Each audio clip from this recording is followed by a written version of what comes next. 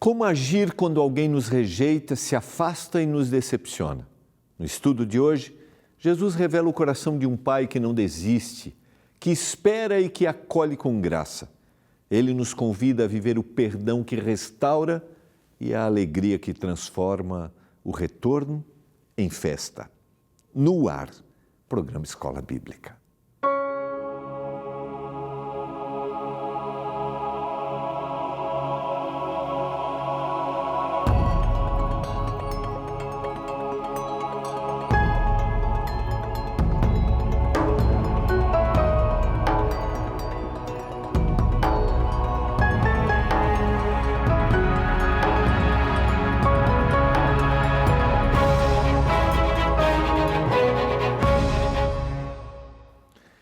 Olá, tudo bem com você? Está no ar o programa Escola Bíblica, aqui na TV Novo Tempo, canal da Esperança. Estamos na nossa temporada de férias, para você talvez não, né? Mas é a nossa temporada de janeiro aqui, dezembro e janeiro, estudando os ensinos de Jesus, princípios que o Senhor nos apresenta, que os evangelistas deixaram nos 4 evangelhos, Mateus, Marcos, Lucas e João. Eu quero te convidar a mergulhar nessas histórias, a ler atentamente, a comparar uma história com outra. E eu vou te dizer, quando a gente descobre quem é Jesus, a gente tem uma outra percepção da vida, a gente tem uma outra percepção do que realmente vale a pena, a gente tem uma outra percepção do que é realmente cristianismo, quando a gente vê como Jesus viveu. Eu quero te convidar, junto comigo, a estudar os ensinos de Jesus. Como que você faz? Esse estudo é pelo WhatsApp. É muito simples e muito fácil. Está aparecendo aí, ó, esse número aqui, ó, salva este número no seu celular e você vai poder estudar a Bíblia pelo WhatsApp. E agora, ensinos de Jesus, 12982000062, 12982000062. Salva esse número, escreve estudo, você vai receber uma mensagem da Esperança, que é a instrutora bíblica virtual. Está aqui meu celular, está aqui, ó. Eu estou estudando com a Esperança, tá? E aí ela vai te mandar sempre as perguntas. Primeiro ela vai te mandar, ela vai perguntar se você quer estudar mesmo e tal. Aí depois ela vai te mandar a lista de estudos, você vai escolher o que quer. E aí vai escolher a opção A, que é ensinos de Jesus. E aí é perguntas sempre com respostas A, B ou C. Aqui a pergunta é: como Jesus definiu sua missão? E aí ela vai dar as opções. Ele veio para mostrar que era perfeito, veio para passear no mundo, veio para salvar o mundo. E a referência, São João 12, verso 47. Vamos colocar aqui a opção e aqui está. E aí ela vai te dar um comentário daquilo que você respondeu. Viu como é fácil? É lógico que você vai pegar lá o texto bíblico e você vai ler o texto, vai conferir o que o texto bíblico quer dizer. Muito simples, muito fácil, 5 a 8 minutinhos, aí depois vem um comentário e aí vem a próxima pergunta e assim vai. Já apareceu ali, tá bom? 12982000062. Vamos ao nosso estudo de hoje, vamos analisar mais uma história. Uma destas descrições que são realmente fascinantes. Vamos orar? Senhor, nós estamos juntos para estudarmos a Bíblia mais uma vez. Nos dê compreensão, nos dê entendimento, nos dê rendição e que o Espírito Santo, pelo poder do céu, nos impressione agora ao abrirmos a Bíblia. Eu suplico isso. Se alguém hoje se sente distante de Ti, abandonou os caminhos, que ele tenha certeza de que o Senhor é incansável em impressioná-lo para que ele retorne e que o Senhor está de braços abertos para recebê-lo. Em nome de Jesus, amém. Vamos lá, eu quero convidar você a abrir a Bíblia no Evangelho de Lucas, o capítulo 15, nós vamos estudar uma parábola. O capítulo 15 do Evangelho de Lucas está dentro de um conjunto de parábolas, e essas parábolas, como introdução, de alguma forma muito semelhante, recebem a ideia que eu apresentei ontem, quando nós estudamos o encontro de Jesus na casa de Simão com a mulher que lhe unge os pés. E o verso 15, capítulo 15, verso 1 e 2 diz assim, ó, aproximavam-se de Jesus todos os publicanos e pecadores para o ouvir. E os fariseus e os escribas murmuravam, dizendo, esse recebe pecadores e come com eles. Então, diz o texto, Jesus vai propor parábolas. E a última dessas parábolas é uma parábola muito conhecida. Você já leu algumas vezes, mas eu quero estudar com você. Eu já estudei, eu creio, essa parábola aqui com você. A gente poderia analisar todas as outras duas parábolas, porque elas, de alguma forma, apresentam ações divinas para salvar. Eu já falei aqui, a grande missão de Jesus é salvar. O Senhor quer resgatar o nosso coração, transformar a nossa vida, nossa natureza é contrária e o Senhor está fazendo de tudo, em todo momento, para que a salvação chegue para a gente e para que a gente perceba a necessidade do perdão, a necessidade da transformação. E eu quero te convidar a meditar nesta parábola. Capítulo 15, versos 11 e 12. Jesus continuou. A gente já falou sobre parábolas aqui, né? Uma ilustração que Jesus usa, pode ser um acontecimento que eles já tenham visto, algo que fazia parte, né, da história, e aqui a gente vê que é muito disruptivo, porque tem algumas ações aqui que são totalmente contrárias à cultura. Jesus continuou, certo homem tinha 2 filhos. O mais moço deles disse ao pai, Pai, quero que o Senhor me dê a parte dos bens que me cabe. E o pai repartiu os bens entre eles. Aqui está a primeira ação contracultural. Quando você pede a parte dos bens, você está declarando a morte. Você está dizendo assim, eu queria que você tivesse morto. E dentro da cultura oriental, esse seria uma afronta para aquele pai. Não há ação de tamanho desrespeito. Eu queria que você tivesse morto. Dê a parte na herança que cabe a mim. Você entende como isso é chocante para o público que está ouvindo isso, totalmente contra ao que eles tinham de procedência ética dentro da cultura? Passados não muitos dias, o filho mais moço, ajuntando tudo o que era seu, partiu para uma terra distante e lá desperdiçou todos os seus bens, vivendo de forma desenfreada, diz essa tradução. Ele vai, declara que não quer mais, o pai não tem mais sentido, não faz mais sentido para ele, não tem significado a vida ao lado do pai, deseja como o pai tivesse morto, toma a sua parte da sua herança e vai para uma terra distante, vai longe. A descrição do autor bíblico, eu já citei isso, nada do que está na Bíblia está sem um objetivo, nada está desprendido. Essa ideia de ir para longe significa exatamente dar o desprezo, eu não quero, eu não preciso da sua presença. Às vezes é chocante para a gente. Pessoas que nós vimos muitas vezes na nossa comunidade religiosa, e esses dias eu recebi uma notícia de alguém que estava comigo muitas vezes na igreja.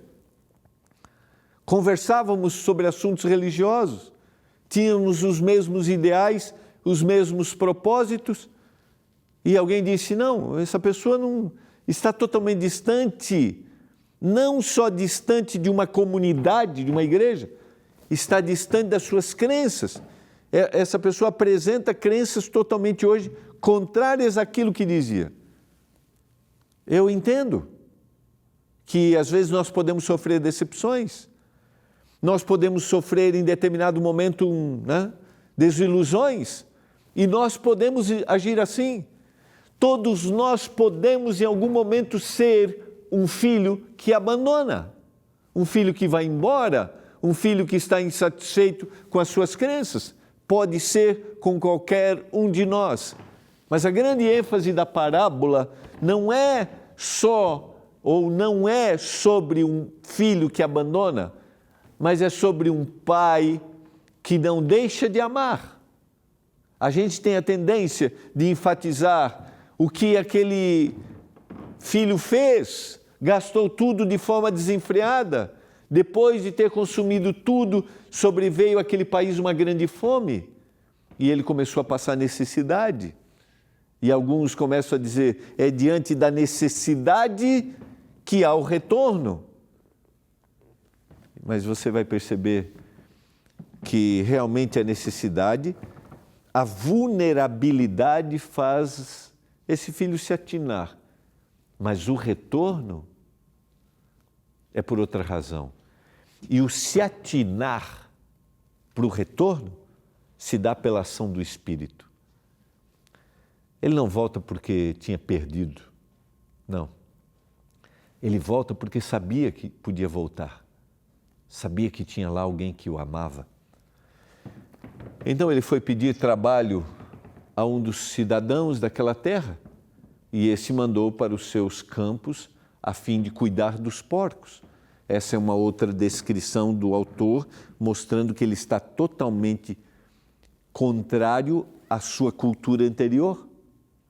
Dentro da própria cultura judaica, não há consumo, não há criação de porcos.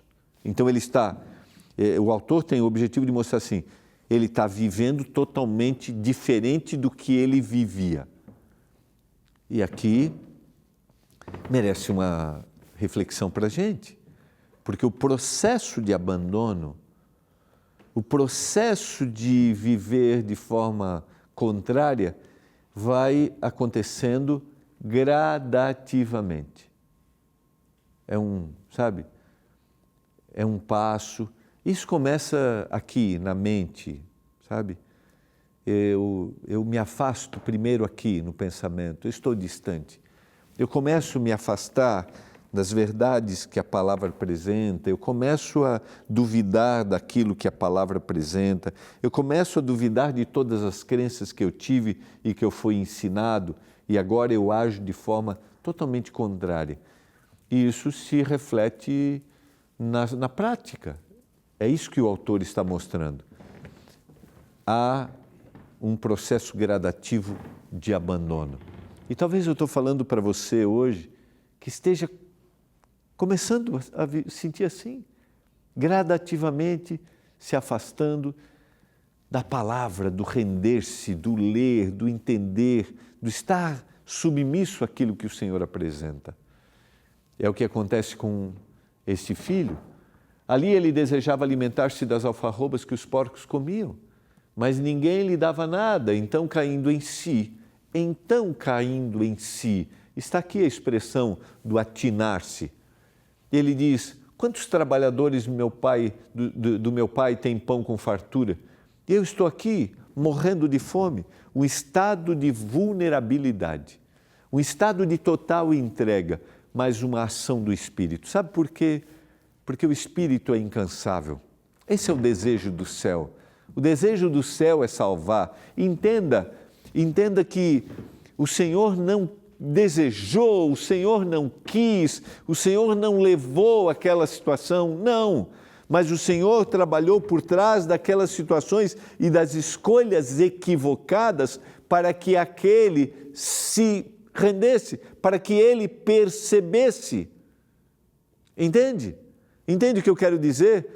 Não é que o Senhor quis que aquilo acontecesse, ele tinha que passar para perceber isso. Não, essas foram escolhas dele, mas o Senhor vai continuar trabalhando Poderia ele nunca ter voltado? Poderia. Poderia ter morrido perdido? Poderia. Mas a história é para enfatizar que o Senhor quer salvar e o Espírito Santo consegue salvar este indivíduo. Eu não preciso ir embora para ter a percepção do retorno, da necessidade do retorno e do valor que tinha. Não precisa, não precisa. E a gente vai perceber isso ao longo da história, que aquele filho que fica em casa vai dizer assim, e eu? Nunca fui percebido? Esse talvez nunca tenha estado verdadeiramente como aquele filho que foi e retornou. Agora eu não preciso, eu posso perceber as bênçãos estando. Agora ele foi, ele caiu em si, e agora o que ele faz? Eu vou me arrumar, vou voltar para o meu pai e lhe dizer, pai, eu pequei contra Deus e diante do Senhor. Já não sou digno de ser chamado seu filho, trate-me como um dos seus trabalhadores. Queridos, está aqui, e eu falei ontem sobre isso, talvez aqui esteja o grande desafio que a gente tem, reconhecer que a gente pecou e voltar. Não é simples isso, não é fácil. Talvez eu estou falando para você que está me assistindo agora e já pertenceu a uma igreja, uma comunidade, e você pecou, você errou, e você saiu. E você tem vergonha de voltar. Sabe por que a gente tem vergonha de voltar? Porque muitas vezes as pessoas são cruéis. As pessoas colocam uma marca na gente e sempre vão se referir a gente como aquele ex que fez isso, aquele ex que fez aquilo, aquela ex que era assim, entende? Entende? A marca que a gente coloca. Mas eu quero dizer para você que essa marca o Senhor não coloca. Por isso tenha coragem para voltar. Eu entendo, não estou justificando a atitude daqueles que devem receber de braços abertos. Não estou justificando. Nós que ficamos, que hoje estamos, né? Porque a gente pode um dia ir, todos somos suscetíveis. Quem está em pé, cuide para que não caia. Paulo alerta de forma muito clara isso. Mas nós que estamos hoje, que tenhamos a sensibilidade de dizer, seja bem-vindo. Que bom que você está aqui. Não precisa falar muito, é só acolher. Não precisa dizer, não precisa enfatizar o erro cometido. É só dizer, esse é o seu lugar. Ele reconhece e volta. E arrumando-se, foi para o seu pai. Vinha ele ainda longe quando seu pai o avistou, compadecido dele, correndo, o abraçou e o beijou. Uma outra ação contracultural, totalmente contrária. Um pai que corre, um pai que se compadece, um pai que se rende, que o abraça e o beija, dizendo, filho, volte. Esse é um reflexo de quem é Deus. Se você precisa voltar, tenha certeza que se ninguém correu ao seu encontro, se ninguém abraçou você, o Senhor está aí para abraçar e dizer, este é o seu lugar. Você entende isso? Como você recebe isso? Como você lê essa história? Como essa história te impressiona? Te dá a sensação de dignidade. É isso. O que o Senhor vai devolver para ele é o que o Senhor devolve. Nós vimos ontem, quando alguém é perdoado, você agora recebeu de volta sua dignidade. Não importa o que você fez, o Senhor está te dando o lugar que você merece e que você nunca deveria ter saído. O filho disse, pai, eu pequei contra Deus e diante do Senhor, eu já não sou digno de ser chamado seu filho. Confissão sincera e verdadeira. O pai não diz para o filho, é verdade, você errou, é isso mesmo. O pai não passa uma lista de penitência para ele, não. O pai disse aos seus servos, tragam depressa a melhor roupa e vistam nele. Ponham um anel no dedo dele, devolvendo para ele a dignidade, o lugar que ele nunca deveria ter saído, e coloque sandálias nos pés. É isso que o Pai faz. Agora, quando a gente encontra alguém que errou, muitas vezes a gente não faz a festa que nós deveríamos fazer, mas a gente faz questão de enfatizar o erro cometido. Querido, não enfatizemos o erro cometido. Celebremos o perdão concedido. É isso que nós precisamos fazer. É isso que o Senhor quer fazer. A sequência da história nos impressiona. Tragam e matem o bezerro gordo, vamos comer e festejar, porque esse meu filho estava morto e reviveu, estava perdido e foi achado, e eles começaram a festejar, diz o texto. Ora, o filho mais velho estava no campo. Quando voltava, ao aproximar-se da casa, ouviu a música e as danças, chamou um dos empregados e perguntou: o que é aquilo? O que era aquilo que estava acontecendo? O que é essa festa? E ele informou: o seu irmão voltou e, por tê-lo recuperado com saúde, o seu pai mandou matar o bezerro gordo. Perceba? Olha a reação. O filho mais velho se indignou e não queria entrar. Saindo, porém, o pai procurava convencê-lo a entrar, mas ele respondeu ao seu pai: faz tantos anos que eu sirvo o Senhor e nunca transgredi um mandamento seu, mas o Senhor nunca me deu um cabrito sequer para fazer uma festa com os meus amigos. Mas quando veio esse seu filho, não é o meu irmão, é o seu filho. Sumiu com os bens do Senhor, gastando tudo com prostitutas, e o Senhor mandou matar o bezerro gordo para ele. Queridos, isso aqui me impressiona. Quando veio esse seu filho, quero dizer para você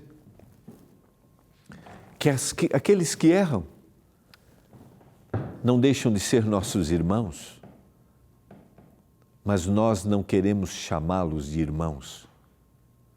Mas nós não podemos esquecer que ele é nosso irmão. O que acontece com o irmão seu quando ele erra?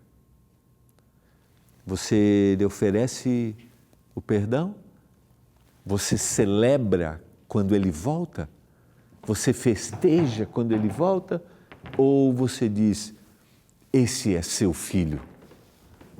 Olha a resposta que nós temos a seguir. Então o pai respondeu: meu filho, você está sempre comigo. Tudo que eu tenho é seu. Mas era preciso festejar e alegrar-se, porque esse seu irmão estava morto e reviveu, estava perdido e foi achado. Se você ler as parábolas anteriores, você vai perceber que todas essas parábolas usam a mesma expressão, dizendo: alegrai-vos comigo, tanto da ovelha perdida quanto da dracma perdida, porque há júbilo no céu por um pecador que se arrepende. Há júbilo no céu. Nas duas parábolas, porque o Senhor celebra a salvação. Não há maior momento de celebração do que o momento de salvação. Porque é aqui que o sacrifício de Jesus faz valer a pena. Por isso é um momento de celebração, quando alguém retorna, quando alguém entrega a sua vida para Jesus, quando alguém é batizado. Se eu estou falando para você que precisa retornar, o céu aguarda para celebrar o seu retorno. Se você precisa se entregar, o céu aguarda o momento para celebrar a sua entrega. Era preciso, diz o texto, era preciso festejar, a gente se alegrar. Queridos, o filho mais novo mostra que a graça começa quando acabam os recursos. Reconhecemos nossa falência e retornamos confiando na bondade do Pai, não nos próprios méritos. O filho voltou porque sabia que o Pai o amava. Retorne e tenha certeza de que o Pai te ama. O filho mais velho se perde porque vive como servo dentro de casa, mas sem coração de filho, preso ao mérito, a comparações, a ressentimentos. Entende como às vezes a gente pode ficar, nunca ir, mas nunca ter estado? Entende isso? Que a gente pode estar numa comunidade, mas nunca olhar para o Pai e o reconhecer como Pai que ama. A gente acha que são as nossas ações, que não é o amor do Pai que transforma e que me dá perdão. O Pai revela que Deus corre na direção dos quebrados, restaura a dignidade dos caídos e convida todos, rebeldes e religiosos, para a festa da salvação. Essa é a ação do Pai. Essa parábola nos ensina que não importa o quanto alguém tenha ido longe, a graça sempre tem estrada suficiente para o caminho de volta. Não diga, eu fui longe demais. Jesus chama filhos feridos a voltarem. E Jesus chama filhos orgulhosos a se reconciliarem com o Pai. E aqui eu pergunto, você é um filho ferido? Ou você é um filho orgulhoso? Se você é um filho ferido, o Senhor te chama para voltar. O Senhor quer curar você, te devolver dignidade. Se você é um filho orgulhoso, o Senhor deseja dizer, filho, reconheça o meu amor por você, se humilhe diante de mim. É isso que o Senhor quer, salvar os seus filhos. Ele convida a mim e a você nesse momento. Eu quero orar para que pelo poder do Espírito, se você se sente ferido, você retorne e o Senhor vai curar suas feridas. Se você se sente orgulhoso, que o Senhor toque no seu coração e que você se humilhe diante dEle. Obrigado, Pai, pela Tua palavra. Obrigado porque o Senhor deseja salvar a nós, seus filhos. Talvez eu estou orando agora e tem filhos feridos, com vergonha, que não querem voltar. E eu oro em nome de Jesus que o Senhor impressione o coração deles e que eles retornem e tenham a certeza de que o Pai os ama. Se existem filhos aqui orgulhosos, filhos que nunca se foram, ficaram, mas não conseguem reconhecer o Pai como um Pai amoroso, eu oro para que o Espírito Santo impressione o coração e ele seja transformado e ele tenha certeza de que o Pai o ama e quer dar uma vida cristã feliz para ele. Em nome de Jesus, eu suplico isso. Amém. Foi muito bom estarmos juntos, que a bênção do Senhor esteja sobre você e esteja sobre a sua casa. E a gente se encontra aqui mais uma vez amanhã às 7h30 da noite no programa Escola Bíblica.